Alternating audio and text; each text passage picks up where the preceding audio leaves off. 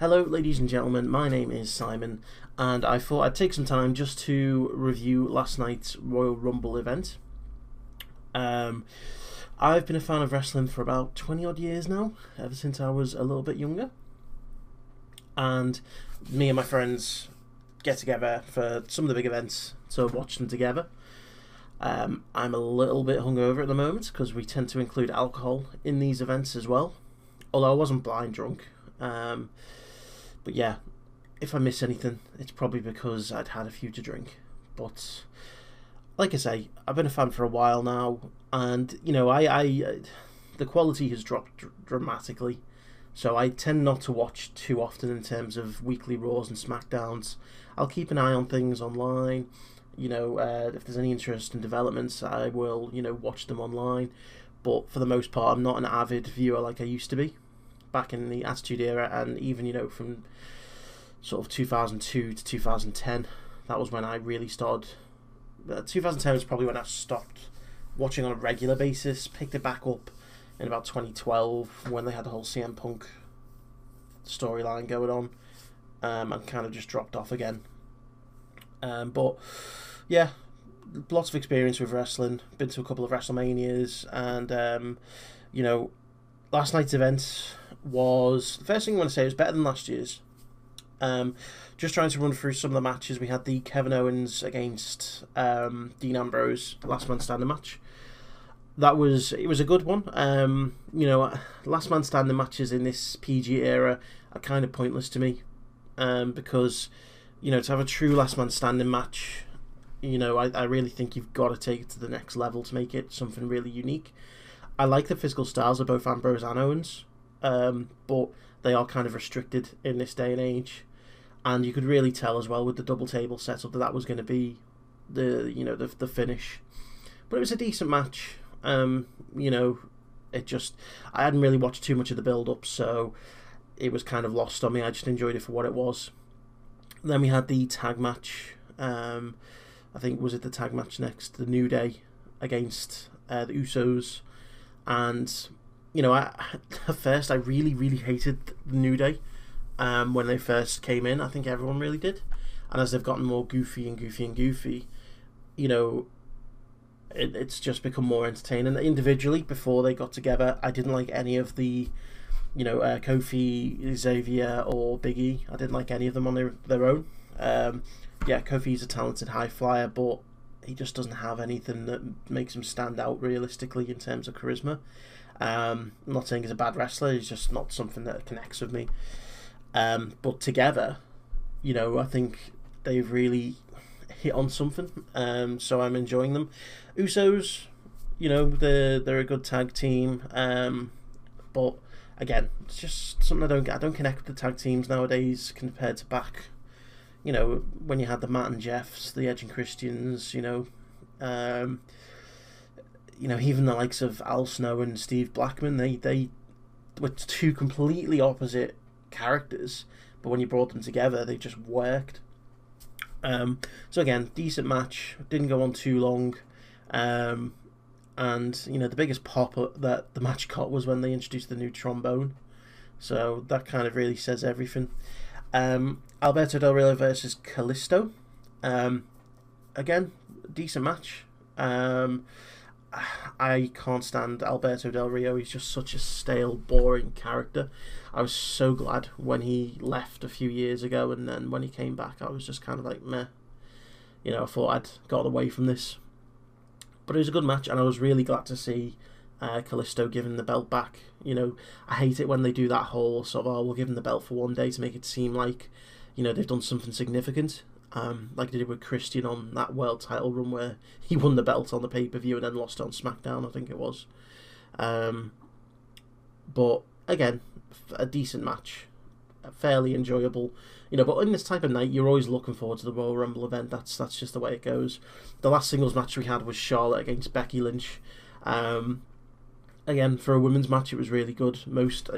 Again, with women's matches, the way they used to always have it was, it'd be two girls who would just be there for their looks rather than their ability. But recently, you've seen a lot of influx of girls who can actually wrestle, which is good to see.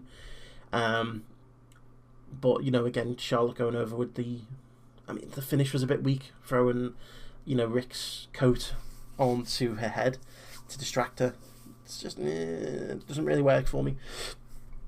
I do like Ric Flair as a manager. I loved his, sort of time with Triple H, where he was just, Triple H's manager, and he would just be going sick every week. He'd be on the apron throwing his jacket down. He was just so entertaining to watch, and he's toned it down a bit with Charlotte, but he's still a valuable asset for her to get some heat. So yeah, moving on to the Rumble match itself. As I say, it was a much better match than last year, mostly because of the results and the way that they planned it. Last year they really messed up in terms of throwing Daniel Bryan out. At the very end of the match. Oh, was it half? Yeah, it was near the end of the match, and giving it to Roman Reigns. I mean, the fans didn't want to see Roman Reigns win. They were cheering for Rusev, who at that point no one had cheered for him. So they really needed to fix it this year. It was great to see AJ Styles. Again, he got a great reaction. And it was disappointing to see him thrown out. I'd like to see him get to the very end, just to give him a bit more of an impression on the fans who hadn't seen him before. But hey, it wasn't terrible. It wasn't like he was thrown out in a minute. It was a bog standard Rumble in most parts. I was disappointed with the lack of surprise entrance. I think realistically, AJ and Triple H at the very end were the only surprises that we had. Usually we get a Hacksaw or someone along those lines. Who is normally, it's a bit of a nostalgia trip, but we didn't get that this year. But again, it didn't necessarily take away from the Rumble. One thing I didn't get was the pre-show. They had Devon and Bubba Ray against Jack Swagger, Mark Henry, against The Ascension, against Darren Young and Damien Sandow. They had Swagger and Mark Henry win that match to qualify for the Rumble, and both of them were out fairly quickly, so I thought that was a waste of 2 spots that they could have given to anyone, someone from NXT. I don't know. It would have even been nice just to see the Dudleys in there. I always found it funny that last year Bubba Ray got in no problem, and this year he needs to qualify. So yeah, that doesn't really make too much sense. I really, really like Braun Strowman. He's got such a physical presence and such a good look, and he's huge. He's one of the only few people who, can compare in size to the likes of The Big Show, Kane, Brock Lesnar. So I think he's got a bright future. I like the way that Brock just comes in and just tears everyone apart. I guess that's just the way Brock's always been.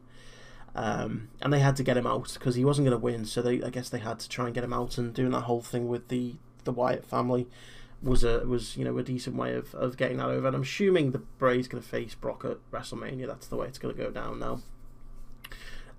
With regards to the actual ending, I thought it was nice to see Roman get eliminated, third to last, rather than leaving it down to Triple H versus Roman Reigns, where they knew people were going to be cheering for Triple H if it come down to it. They gave it to Dean Ambrose, which took the heat from Triple H, and gave Ambrose a lot of support there. People wanted to see Ambrose win. It was kind of an underwhelming actual finishing spot where Triple H just lifted him over through the ropes, but at the end of the day, I suppose they just wanted to get Roman Reigns out and just get it over and done with. We weren't going to get a sort of Undertaker Shawn Michaels 10-minute singles match like we did in 2007. But yeah, if you'd have told me at the start of the night Triple H would walk out with the championship, I would have been surprised, but I would have been happy because I like Triple H as a performer. I was disappointed when he stopped performing on a regular basis. So it's going to be interesting to see where they go with this now, and I'm assuming they're just set up for a rematch at WrestleMania. It's,